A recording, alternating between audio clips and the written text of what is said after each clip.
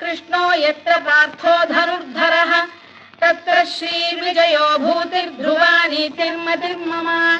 श्रीभगवानुवाच अनन्याश्चिन्तयन्तो मां ये जनाः पर्युपासते तेषां नित्याभियुक्तानां योगक्षेमं वहाम्यहम्। परित्राणाय साधूनां विनाशाय च दुष्कृतां धर्म संस्थापनार्थाय सम्भवामि युगे युगे। आर्ता विषण्णाः शिथिलाश्च भीता घोरेषु च व्याधिषु वर्तमानाः संकीर्त्य नारायण शब्दमात्रं विमुक्तदुःखाः सुखिनो भवन्तु।